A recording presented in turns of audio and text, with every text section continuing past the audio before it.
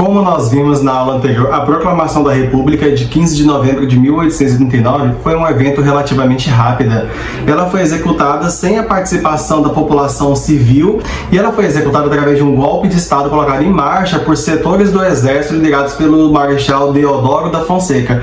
Vimos que o Exército, uma instituição criada no período da Guerra do Paraguai, que lutava para firmar-se politicamente no Brasil daquela época, acumulava uma série de descontentamentos com a monarquia, que iam desde os baixos salários até punições de oficiais que se negavam a repreender com firmeza as fugas de escravos e os movimentos em prol da libertação de escravos, até no âmbito da ideologia.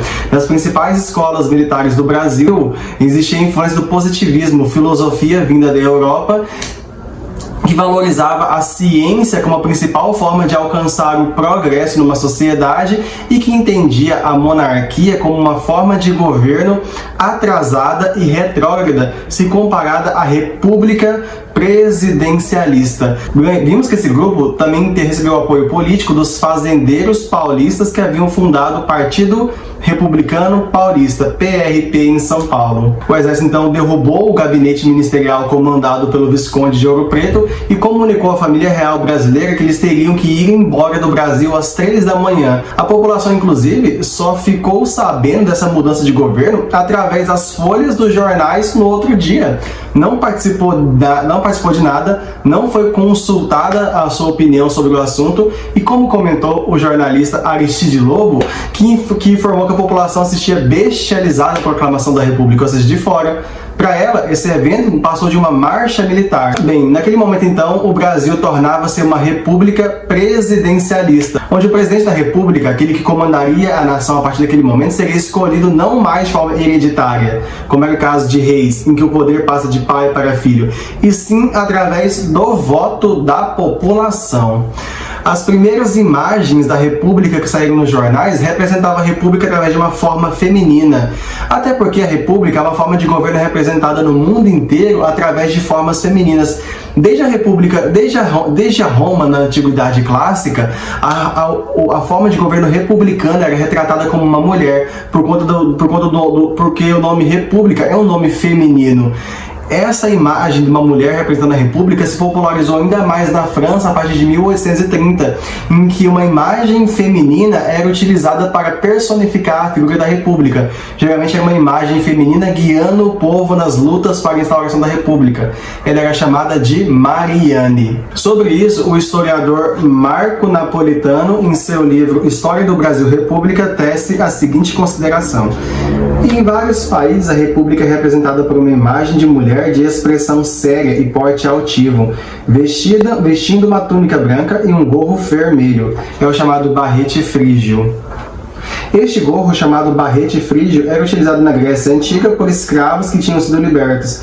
A partir da França, essa imagem, símbolo da República, se disseminou pelo mundo graças principalmente ao famoso quadro de Eugène Delacroix, intitulado A Liberdade Guiando o Povo, feito em homenagem à luta do povo francês contra uma monarquia tirânica, derrubada em 1830. Assim, república e liberdade são palavras que frequentemente se confundem desde o século XIX, mas nem sempre se encontram na história efetiva dos povos. No caso do Brasil, encontramos variações dessa imagem símbolo da República, desde as impressas nos panfletos republicanos do século XIX até as estampadas nas cédulas atuais de real. Em muitos momentos de nossa história, ela deve ter se sentido traída pelo que se fez em seu nome. Golpes de Estado, ditaduras, negociatas, supressão de liberdades públicas, exclusão da maior parte da população da vida política. Porém, a história da nossa República não é apenas a traição de ideias e frustrações com promessas de liberdade e felicidade que não se cumpriram. Ela é também a história de uma sociedade em busca de formas políticas, econômicas, culturais e sociais para superar os legados de um passado secular, marcado pela dependência econômica do exterior, pelo mandonismo dos grandes proprietários de terras e pela escravidão. Ok. Mas dizer que o Brasil tornou-se uma república não diz muita coisa. Afinal de contas, que tipo de república seria essa? Como diria um dos pais fundadores da República dos Estados Unidos da América, essa palavra foi aplicada a formas de governo muito distintas ao redor do mundo. Foi aplicada à Roma antiga, mesmo na época da monarquia, foi aplicada à Holanda e à Polônia, que tinham reis e nobrezas hereditárias. Que tipo de república seria essa? Os grandes cafeicultores paulistas, os militares e a classe média urbana do Brasil tinham ideias diferentes de que república seria instaurada no Brasil. Três correntes, por exemplo, disputaram o imaginário social acerca do que deveria ser a república no Brasil.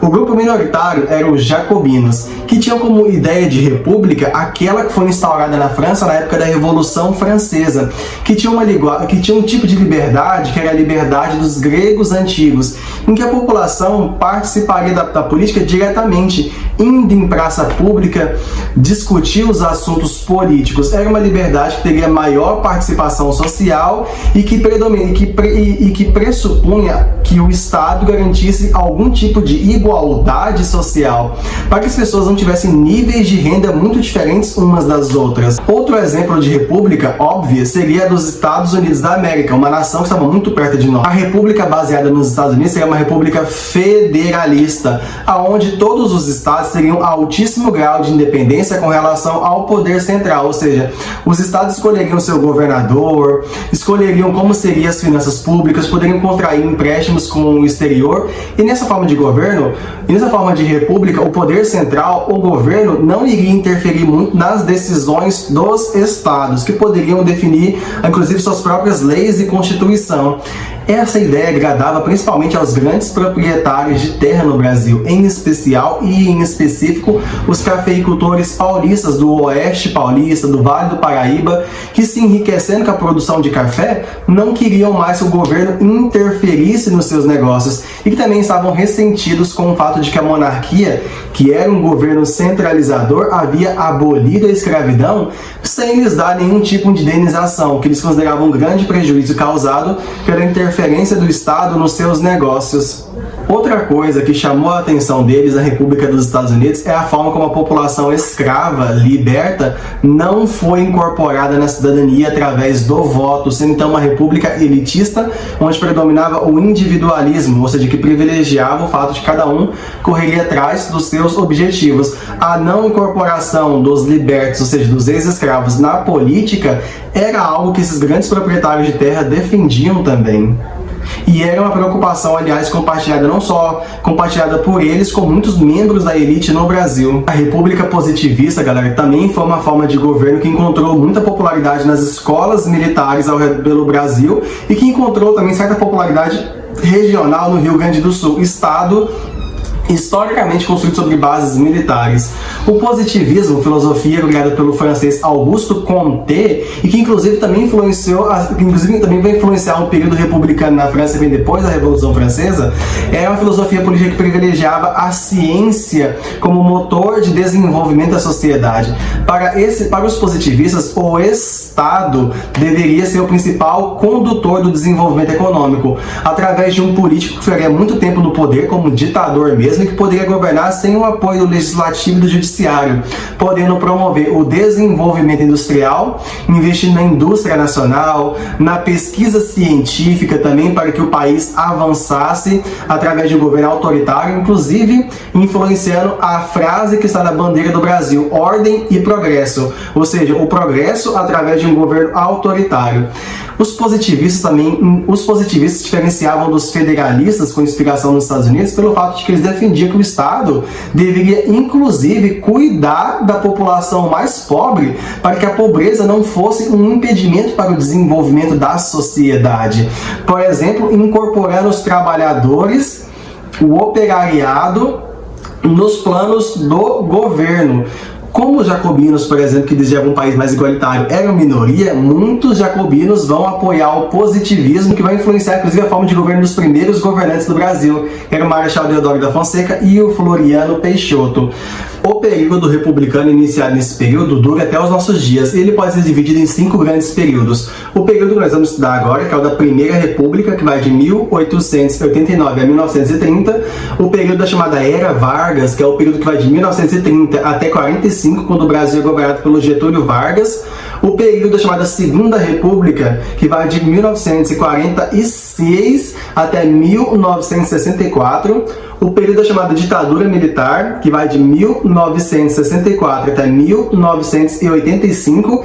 E a época que nós vivemos hoje, que é o pós-ditadura militar, que vai de 1985 até 1900 e vem até os dias de hoje. Bem, estudaremos agora então, galera, o período da chamada Primeira República, que também é chamada por muitas pessoas de República Velha, República Oligárquica, República do Café com Leite, República dos Coronéis.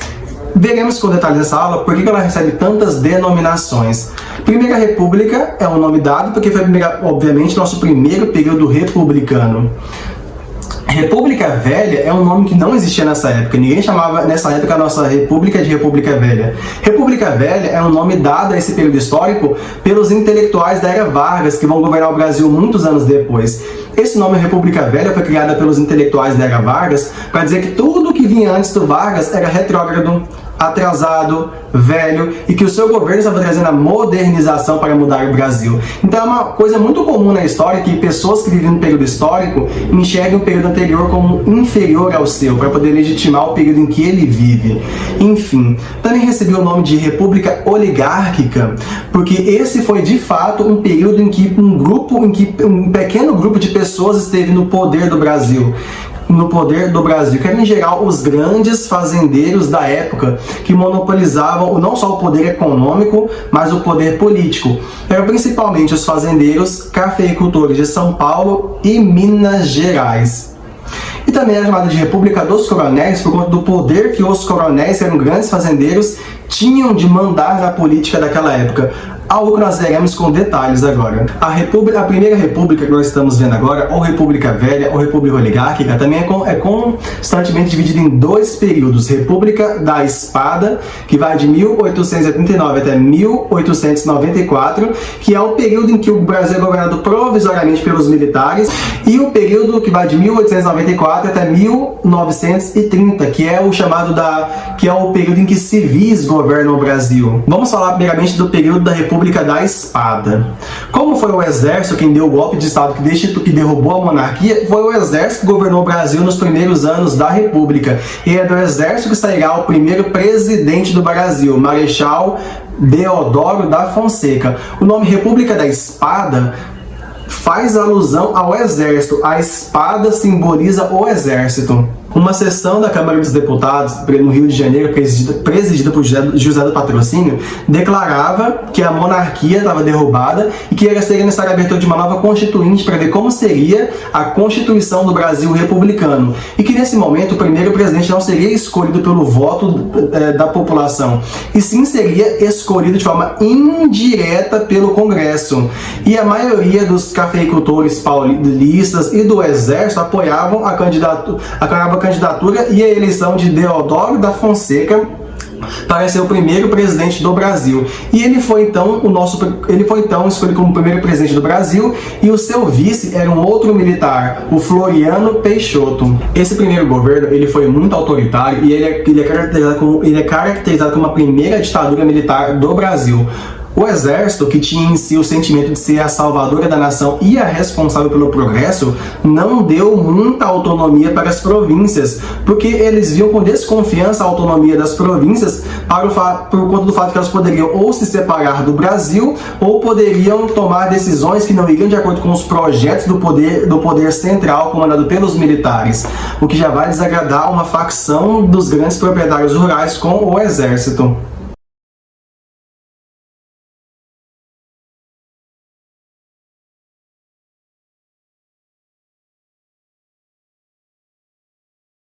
O governo inicia uma série de repressões a movimentos que contestavam o poder do exército no comando do país. Nesse momento, a Constituinte define Nesse momento também, galera, a Constituinte termina de escrever a primeira Constituição republicana do Brasil, que é a Constituição de 1891.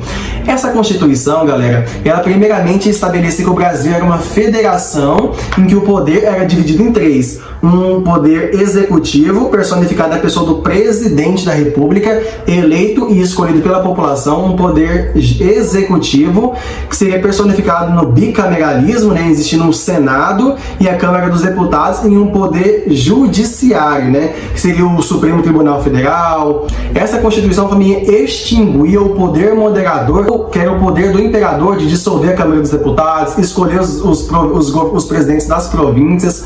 Outra coisa que essa Constituição faz é mudar o nome das províncias para estados. Agora as províncias tinham o nome que elas têm hoje, que são estados, e não existiam mais presidentes de províncias. Existiam agora governadores dos estados, que não eram mais indicados pelo poder central, agora eram eleitos pela população do próprio estado. Outra coisa que aconteceu, galera, foi a separação entre o estado e a igreja. A partir daquele momento, galera, para você poder se candidatar a um cargo público no Brasil, você não precisava mais se declarar católico. A Igreja Católica não era mais a igreja oficial do Estado. O Brasil passava a ser um Estado laico, que não tinha uma religião oficial de Estado, e que qualquer pessoa poderia professar qualquer religião dentro do Brasil, onde há liberdade de culto. Isso significava o fim da prática do padroado real que existia no período imperial. Os estados, agora, com um grau de autonomia elevado, podem escolher seus governadores, funcionários públicos, contrair empréstimos com instituições financeiras internacionais, manter suas forças armadas. A bandeira do Brasil também mudou. A bandeira manteve o verde e o amarelo, como a bandeira do Império tinha, porém tiramos a coroa do centro do desenho da bandeira e substituímos pelo globo com as palavras ordem e progresso, que era um lema do positivismo. O chefe do poder executivo não é mais o imperador, é um presidente escolhido numa eleição direta, em que a população vai votar no presidente, que vai ficar no poder durante 4 anos. Ele terá que deixar o poder depois de 4 anos e outro presidente será escolhido. Outra coisa é que terá um vice-presidente. O vice-presidente, ao contrário do que é nossos dias, não é escolhido na mesma eleição que o presidente. Havia uma outra eleição para escolher o vice-presidente. Então pode ser que o vice-presidente que o presidente queria não fosse eleito e um vice-presidente da oposição fosse escolhido para comandar junto com ele. Outra coisa, galera, agora a população poderia votar nos seus políticos. O voto, ele era aberto. Isso quer dizer o quê? Que o voto não era secreto. O voto era falado quando a pessoa ia votar. Ou seja, todo mundo sabia em quem todo mundo votou. Outra coisa é que somente homens maiores de 21 anos poderiam votar no Brasil. E estavam excluídos do voto as mulheres, os analfabetos e os militares. Galera, quando a gente diz que os analfabetos estavam excluídos do voto, hoje em dia parece que é uma coisa quase irrisória, né? Que pouca gente estaria excluído, mas não. 90% da população brasileira era analfabeta na época. Pouquíssimas pessoas poderiam participar da política, então, pelo mecanismo formal de participação, que é o voto. Segundo José Murilo de Carvalho, no livro Os Bestializados, ao menos mais de 80% da população da cidade do Rio de Janeiro ficava, assim, excluída do direito de votar em deputados, senadores, governadores ou presidente da República.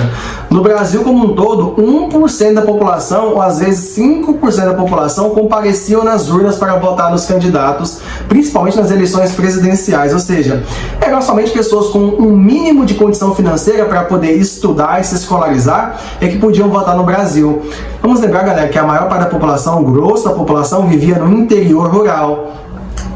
Apesar de existirem cidades grandes como Olinda e Recife em Pernambuco, a Salvador na Bahia, a cidade do Rio de Janeiro no Rio de Janeiro e a cidade de São Paulo, o grosso da população do Brasil vivia no campo, em funções rurais, e não existia educação pública no Brasil. Existiam escolas particulares que você podia estudar aqui dentro, você poderia pagar pela matrícula aqui dentro, ou estudar fora do Brasil, como na Europa ou nos Estados Unidos. Então, a maior parte da população era analfabeta e, portanto, não participava das eleições no Brasil.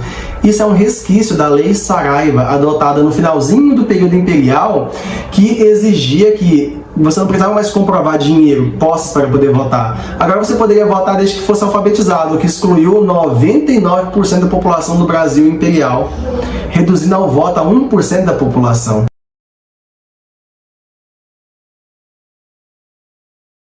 Logo no comecinho do seu mandato, a imprensa foi censurada, ou seja, não podia-se mais publicar notícias que contrariassem o governo, o que não deixava a população saber se as coisas do Brasil estavam indo boas ou indo más, ou indo de forma ruim, porque só recebeu as notícias oficiais do governo.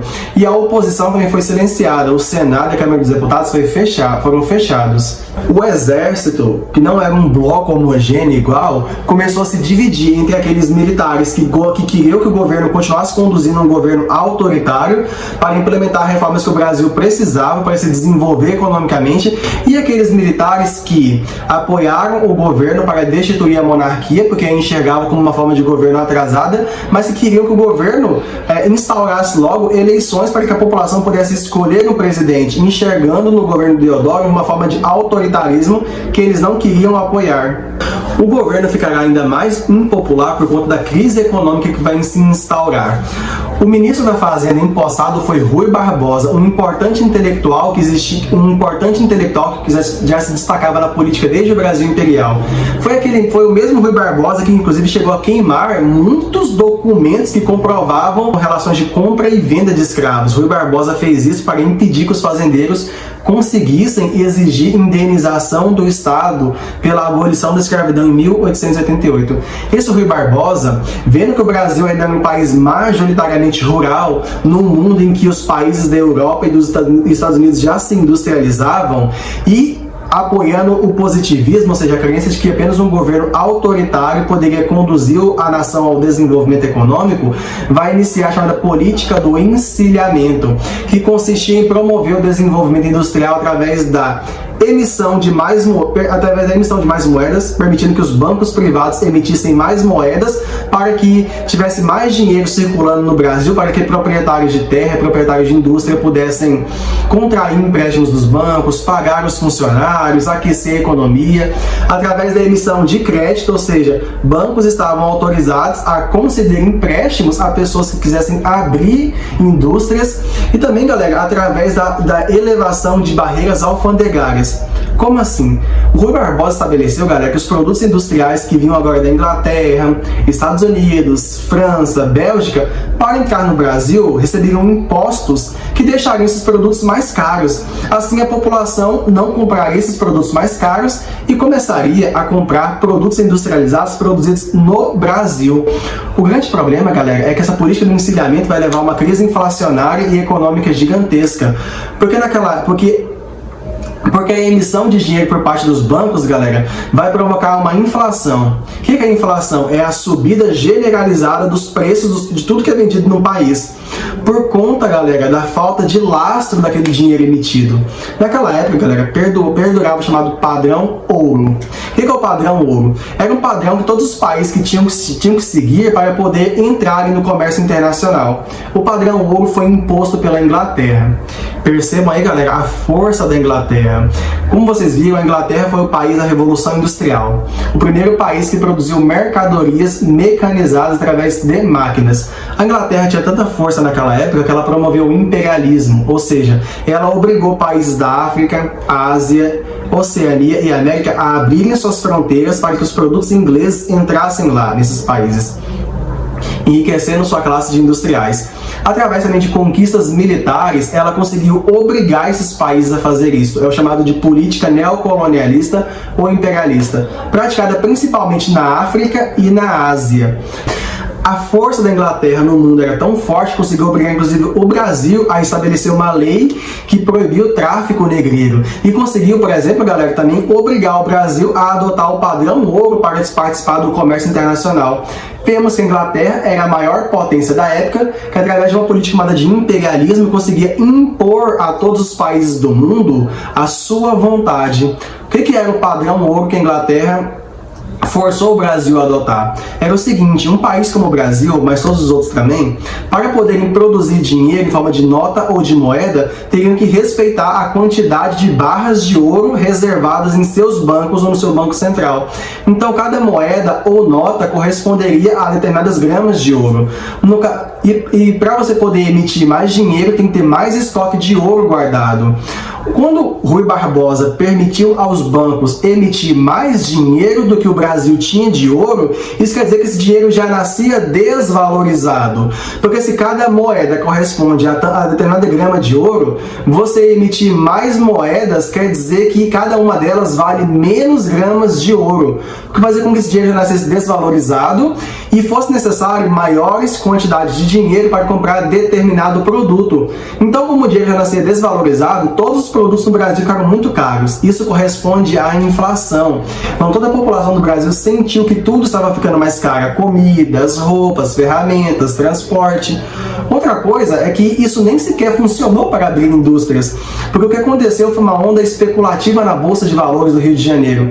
As pessoas criavam empresas, através da especulação aumentavam artificialmente o valor dessas empresas e elas quebravam no final. Sem falar que surgiram muitas empresas fantasmas através daquela onda especulativa, o que não levou ao desenvolvimento industrial do Brasil. Nesse momento, galera, Rui Barbosa foi obrigado a renunciar ao seu cargo e Deodoro da Fonseca passou a ser pressionado a renunciar ao cargo de presidente. O Congresso, vendo isso, tenta aprovar a Lei das Responsabilidades, que limitaria os poderes do presidente fazer o que bem entendesse, mas Rui Barbosa, não aceitando que o Congresso contrariasse suas ordens, porque ele achava que ele precisava de um governo autoritário, começa a tentar fechar o Congresso Nacional. E começam a acontecer manifestações pelo Brasil todo. Ocorre, por exemplo, a greve dos ferroviários na Central do Brasil. O almirante Custódio José de Mello, por exemplo, vai liderar alguns militares de baixa patente da Marinha do Rio de Janeiro no protesto contra o presidente, chamado de Primeira Revolta da Armada. Primeira Revolta da Armada, porque vai ter uma segunda no governo Floriano Peixoto. Esses militares queriam que Deodoro da Fonseca renunciasse ao poder e iniciasse logo um período eleitoral para que a população escolhesse seu presidente. Outra coisa é que também existia ali insatisfação dos militares da Marinha por conta dos baixos salários que eles recebiam. Quem eram os militares da Marinha? Os altos oficiais eram, obviamente, pessoas ricas e poderosas da elite, mas os baixos oficiais, os militares da baixa patente, eram em geral ex-escravos que não conseguiram emprego, por exemplo, em outros lugares, vão se refugiar na Marinha como um cargo de trabalho. Porém, as condições de vida eram precárias, salários baixíssimos se comparado com os salários do Exército, por exemplo. Insatisfações com as condições de trabalho na Marinha, mais insatisfações com a crise econômica, vai fazer com que esses militares invadam embarcações da Marinha, apontem seus canhões para o Rio de Janeiro e ameacem bombardear a cidade do Rio de Janeiro, a capital da República, se Deodoro da Fonseca não renunciasse. Temendo que iniciasse uma guerra civil no Brasil ou temendo um conflito armado, Deodoro da Fonseca renuncia à presidência da República. Quem vai entrar no seu lugar, então, é o seu vice, o Marechal Floriano Peixoto, que vai governar de 1891 a 1894. Mas ele governa de forma inconstitucional, porque a Constituição de 1891 dizia que se o presidente não havia ficado nenhum ano no poder, o seu vice não poderia assumir. Deveria ser convocada uma nova eleição e o novo presidente escolhido. Mas o Floriano Peixoto insistiu que esse processo só valeria para os próximos presidentes e ele governaria assim mesmo. Lembrei do caso do presidente Delfim Moreira lá para o ano de 1918, quando o presidente eleito foi o Rodrigues Alves. Mas como ele morreu antes de ficar 2 anos no poder, o seu vice Delfim Moreira não pôde assumir. E quem vai assumir depois dele é o Epitácio Pessoa, em novo processo eleitoral executado no Brasil.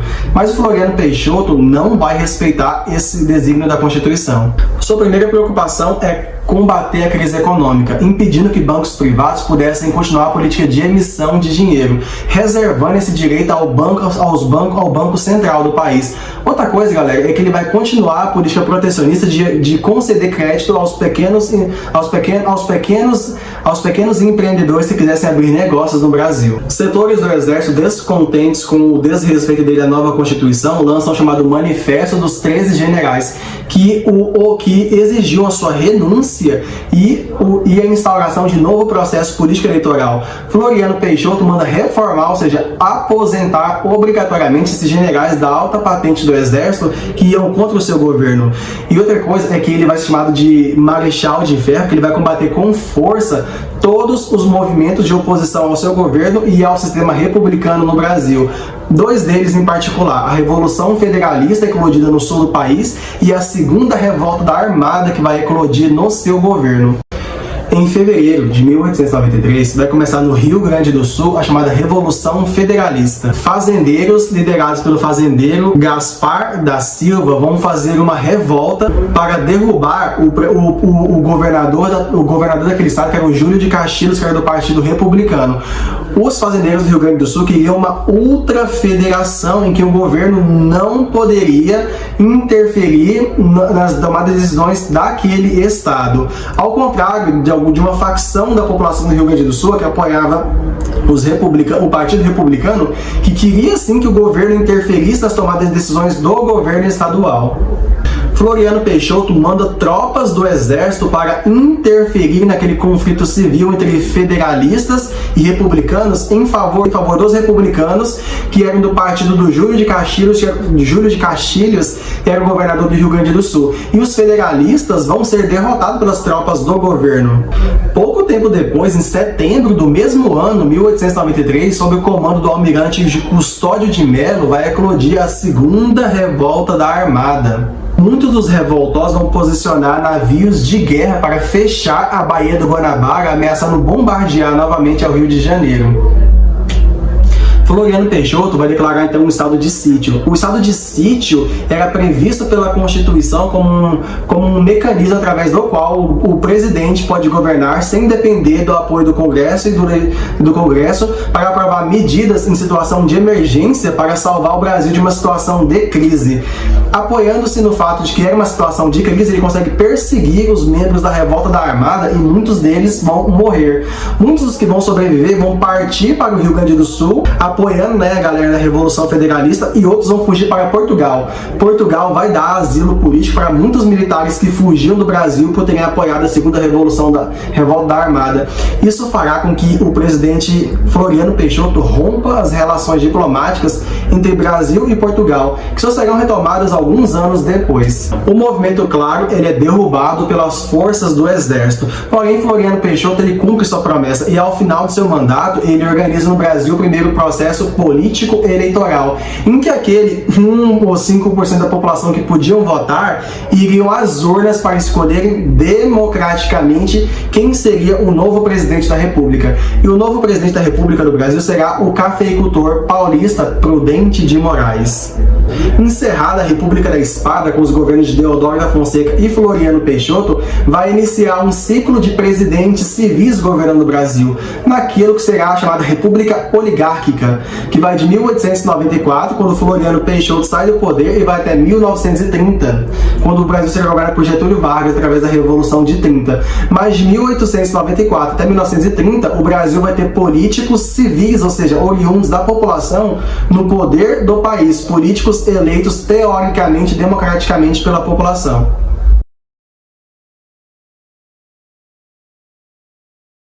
O Brasil vai fazer uma engenhosa combinação de liberalismo baseado na Constituição dos Estados Unidos, onde a população pode votar no presidente, com formas de exclusão da maior parte da população da política, através do mecanismo constitucional que diz que apenas os alfabetizados e não militares podem votar, o que excluía grande parte da população que vivia no campo. Mas por que esse período também é chamado de República dos Coronéis?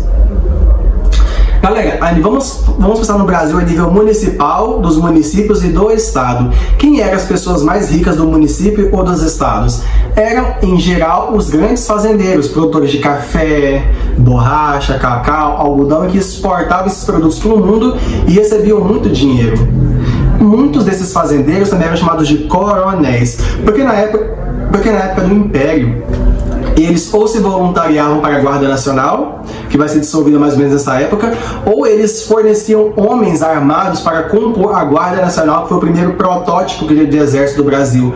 E com isso eles ganhavam a patente de coronéis, que é uma patente que existe no exército, embora eles não fossem militares, eles fossem fazendeiros, mas eram chamados de coronéis por conta da participação na Guarda Nacional. O coronel era, em geral, um fazendeiro com muito poder que comandava a política a nível municipal e estadual. Geralmente era o coronel que, através do seu dinheiro ou através do amedrontamento, escolhia quem seriam vereadores escolhidos naquela região, quem seria o prefeito ou o governador do estado eleito naquele município ou naquele estado. Por quê, galera? Como que isso acontecia? A Constituição estabelecia que o voto era aberto. Então você falava em quem você votava e todo mundo sabia em quem você votava. Por todo mundo saber em quem você votou, isso possibilitava todo tipo de coerção. O coronel, utilizando seu poder financeiro superior ao da vasta maioria da população, poderia presentear uma família com uma cesta básica, contanto que aquela família votasse no candidato indicado pelo coronel. E o coronel tinha como saber se você votou ou não naquele candidato. Ele poderia fornecer um trabalho, existiam muitos empregados naquela época, ele poderia fornecer um par de sapatos, às vezes. Se isso, no caso dos coronéis que tinham grandes fazendas, eles podiam simplesmente chamar todos os funcionários da fazenda e suas famílias no local e indicar para eles o político que eles queriam que eles votassem para deputado, senador, governador daquele estado. E se nada disso funcionava, o coronel poderia intimidar a população através dos seus jagunços, que eram homens armados e perigosos, uma milícia paramilitar privada do coronel que trabalhava para ele e poderia obrigar a população a votar no político do coronel. Essa forma de obrigar a população local a votar no candidato do coronel é chamada de coronelismo, que é uma manifestação do mandonismo que existia no Brasil naquela época, que é uma herança do Brasil colonial. Desde o Brasil colonial, são os grandes proprietários de terra que mandam na vida local, e principalmente na população local, que, mais pobre, fica desprotegida dos mandos e desmandos do coronel. Isso também é uma manifestação do clientelismo que existia naquela época. Deixando claro que, apesar do coronelismo ser vinculado ao interior rural, o poder do coronel se estende às cidades também. O coronel também votava, também comandava os votos das pessoas da cidade. Esse fato do coronel decidir em quem as pessoas votam no município e no estado ganhou o nome de voto de cabresto, porque fazia referência ao cabresto, aquele equipamento que você coloca no cavalo para definir para onde ele vai e para onde ele não vai. A população, como aparece em várias charges que aparecem em provas de Enem, vestibulares e em provas escolares, a população era levada à urna pelo coronel e votava no candidato do coronel como se fosse literalmente um vaqueiro guiando o seu cavalo, puxando ele pelo cabresto. E as regiões onde os coronéis mandavam eram chamadas de currais eleitorais, que é como se fosse um curral onde o coronel guardava as pessoas que votariam em quem ele quisesse. Dos coronéis do Brasil inteiro, Goiás, Tocantins, Mato Grosso, Minas Gerais, Rio de Janeiro e Pernambuco, quem eram os mais ricos de todos? Eram os coronéis de São Paulo e de Minas Gerais, porque eram os coronéis vinculados à produção do café, o produto mais exportado, mais vendido pelo Brasil. Somente no ano de 1900, o Brasil exportou 9,2 mil sacas de café, e no ano seguinte, 14,8 mil sacas de café. Geralmente esse café era plantado e beneficiado nas próprias fazendas, e das fazendas ele era levado para as vias ferroviárias, aonde ele seria exportado ou no Porto de Santos, que é ali em São Paulo, ou nos portos do Rio de Janeiro. E desses portos era levado para outras partes do mundo. Então eram aqueles que mais enriqueciam com a produção do café. E o Estado também se enriquecia com a exportação de café, porque cobrava, por exemplo, impostos sobre a produção e venda do café. Era através da produção do café que esses fazendeiros se enriqueciam e que o Estado também obtinha as suas rendas. Como um processo político-eleitoral e uma candidatura à presidência da República é um processo muito caro e que exige do candidato conseguir fazer uma campanha eleitoral a nível do país inteiro, eram os fazendeiros mais ricos, os de São Paulo e os de Minas Gerais, que conseguiam se candidatar a presidente da República, e também como eram os estados que tinham a maior população do Brasil e que tinham a maior representação no Congresso, que conseguiam se eleger à presidência do Brasil. Como eram sempre políticos de São Paulo e de Minas que chegavam ao poder, às vezes se revezando no poder, essa política passou a ser chamada de política do café com leite. Como assim? Café com leite fazia referência ao fato de que São Paulo era teoricamente o maior exportador de café do Brasil e Minas Gerais, que além de ter a maior população eleitora do país, também era o estado que produzia mais leite e queijo. Até hoje o queijo de Minas é um queijo muito famoso no Brasil. Mas para a historiadora Cláudia Viscardi, o verdadeiro nome desse sistema deveria ser chamado de política do café com café, porque São Paulo e Minas Gerais eram na verdade os maiores produtores de café.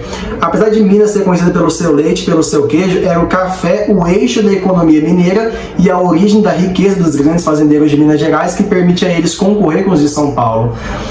Os fazendeiros de Minas e os de São Paulo chegam a um acordo. Para evitar conflitos, sempre se num ano um candidato de São Paulo se candidatasse à presidência da República, os fazendeiros de Minas Gerais iriam apoiar o candidato de São Paulo em troca de, no ano que vem, quando o candidato mineiro se candidatasse à presidência, os fazendeiros de São Paulo o apoiariam nessa campanha presidencial. E assim, ano após ano, mineiros e paulistas se revezariam na presidência da República, garantindo que os seus objetivos fossem sempre protegidos. Presidentes da República que viessem de Minas ou de São Paulo certamente criariam leis que defenderiam os interesses desses fazendeiros. Um exemplo disso, por exemplo, é o Convênio de Taubaté, lei instituída futuramente no Brasil para permitir aos estados comprarem o excedente de café produzido para garantir os lucros dos grandes fazendeiros de café de Minas e São Paulo. Podemos dizer, galera, que se constitui nesse momento um complexo oligárquico cafeeiro. Isso também nos ajuda a entender por que o Brasil daquela época era chamado de república oligárquica. Oligarquia é uma palavra grega que faz referência a governo de poucas pessoas, quando uma família ou um grupo pequeno permanece no poder por muitos anos. O Brasil era uma república oligárquica porque a oligarquia era um pequeno grupo de fazendeiros, especialmente paulistas e mineiros, mas também de outras partes do Brasil, que se revezavam no poder. Dificilmente uma pessoa que não vinha do círculo dos grandes fazendeiros poderia se candidatar à república e chegar no poder. Primeiro, porque não teria recursos para isso. Não teria também apoio dos grupos políticos. Em segundo lugar, o voto era aberto. Então, as outras frações da elite sabiam que cada um podia votar e coagiam a população a votar naqueles candidatos que faziam o sistema funcionar.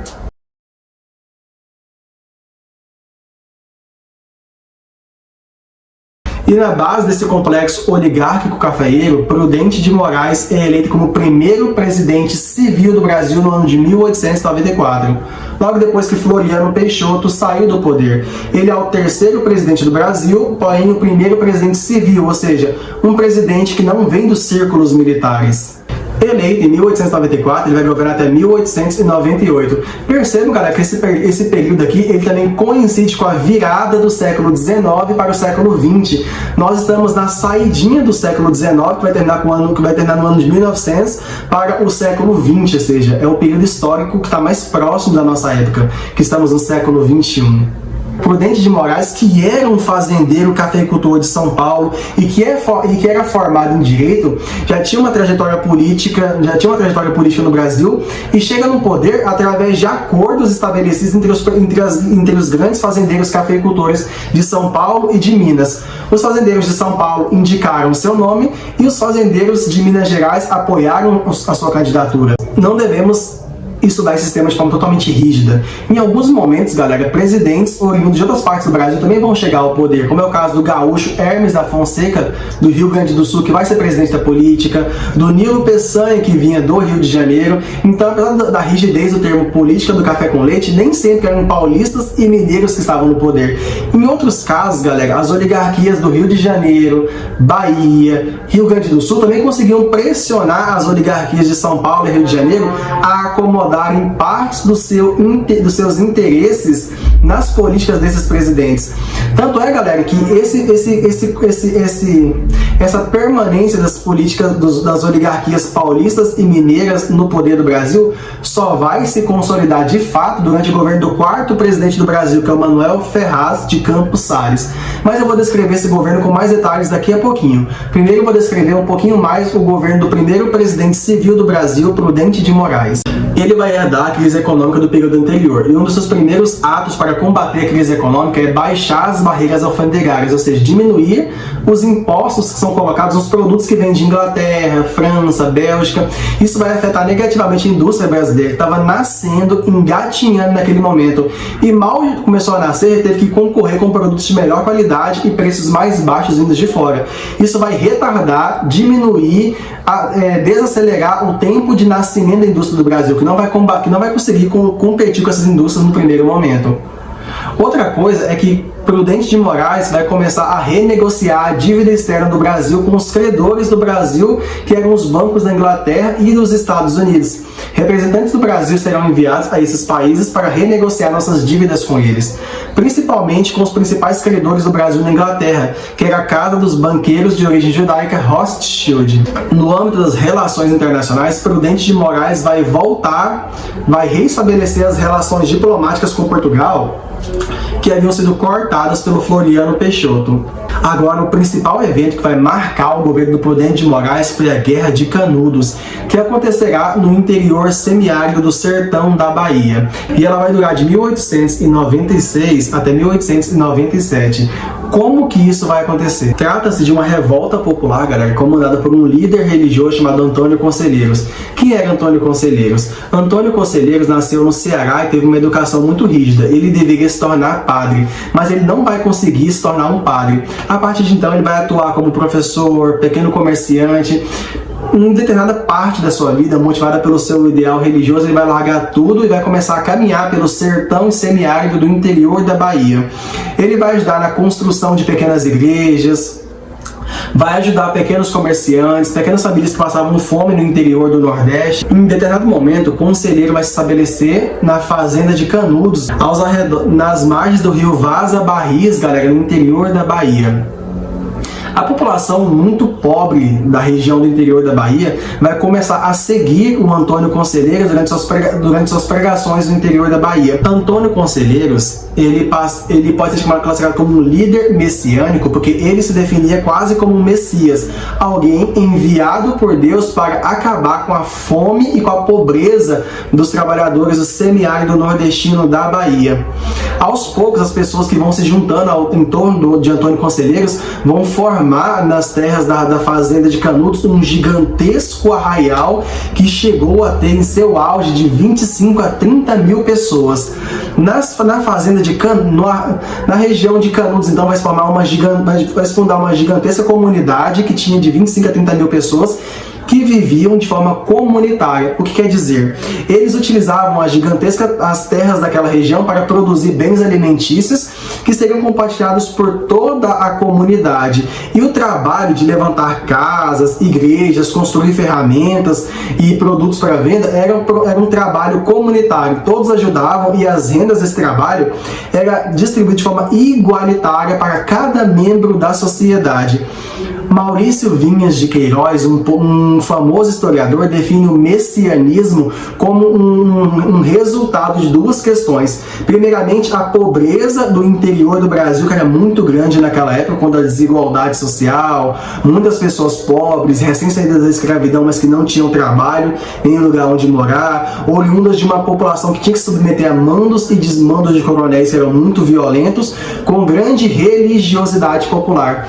Ele cunhou o conceito de deprivação para definir uma situação social em que pessoas muito pobres, que viviam na extrema miséria do interior, ao não verem uma solução para os seus problemas, passavam a acreditar em soluções mágico-religiosas passadas a eles por líderes sociais carismáticos como Antônio Conselheiros, que prometiam uma vida melhor após a morte, ou que prometiam soluções milagrosas para os seus problemas, ou que, então, pessoas que encontravam nas pregações desses líderes religiosos uma espécie de conforto ou reconforto que fazia elas esquecerem dos seus problemas cotidianos. Sem falar que a comunidade de Canudos, que produzia de forma comunitária tudo aquilo que as pessoas precisavam para sobreviver, era uma fuga da pobreza. Então as pessoas, inclusive, fugiam das fazendas dos grandes proprietários de terras locais no interior da Bahia para se juntarem à comunidade de Canudos. Então os próprios fazendeiros locais passaram a ter passaram a ver com maus olhos a comunidade de Canudos, porque era uma comunidade que era uma comunidade que servia de alternativa às duras condições de vida que existiam nas suas fazendas.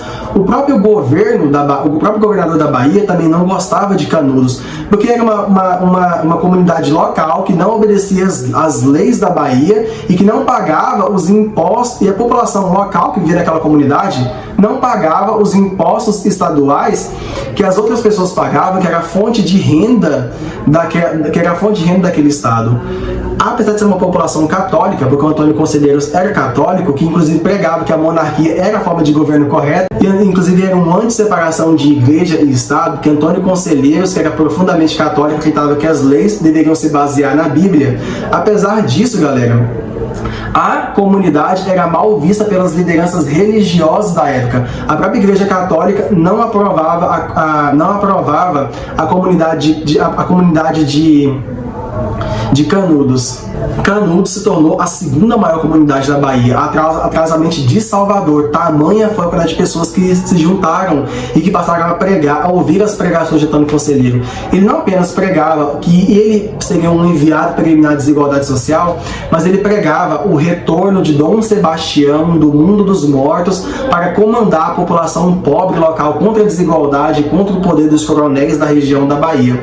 Dom Sebastião foi aquele rei de Portugal que desapareceu lá no século XVI numa batalha no norte da África. Antônio Conselheiros pregava que Dom Sebastião voltaria do mundo dos mortos para guiá-los para a criação de uma sociedade melhor. Os jornais da época passam a pintar Canudos como um risco ao regime republicano, porque Antônio Conselheiros seria supostamente um anti-republicano por conta das suas falas em prol da monarquia. A comunidade também se colocava contra a chegada de frades vindos das dioceses da Bahia. O estopim começa em 1896, quando Antônio Conselheiros vai encomendar materiais de construção vindos da comunidade de Juazeiros lá perto para a construção de uma nova igreja em Canudos.